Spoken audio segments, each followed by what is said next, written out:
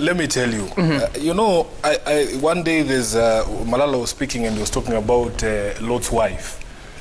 These guys in Oka are the personification of Lot's wife because they left our house and they keep looking at what we are doing. Malala, I can assure you, nobody is bothered with the so-called moves. I can tell you without blinking that barring a cataclysmic act of God, like the earthquake that he has threatened on the 20th, Musalia is not going to be president in 2022.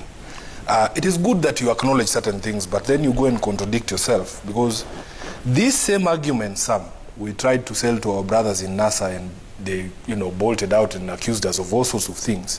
Now they are using these same arguments against each other in Oka, because they are saying mto ndogo ndiye inamwaga kwa mto kubwa. And you have tried to ask him, how do you ascertain mto ndogo ndio gani na mto kubwa ndio gani? Then he says, oh, the Luya numbers. Then he himself acknowledges that in fact 70%, almost even more, of Luyas are behind Raila Odinga. And it is not because any Luya told us to support Raila Odinga. Our support for Raila Odinga is organic. In this studio, there are 3 Luyas, and 2 of them support Raila Odinga.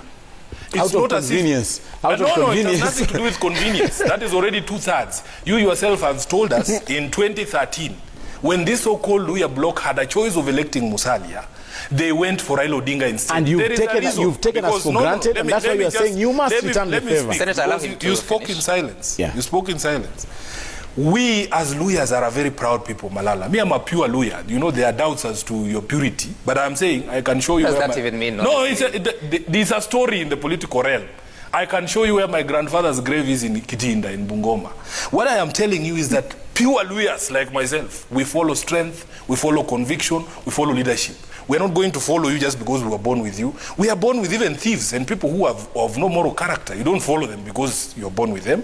There is no formula, Sam, in One Kenya Alliance that puts Musalia Mudavadi above Kalonzo Musyoka. You can use any formula. You can even go and throw dice with those wagangas who operate in Amalemba. They will still show you that Kalonzo Musyoka is a stronger person in terms of numbers than Musalia Mudavadi. What is ANC now without our friend from Lugari?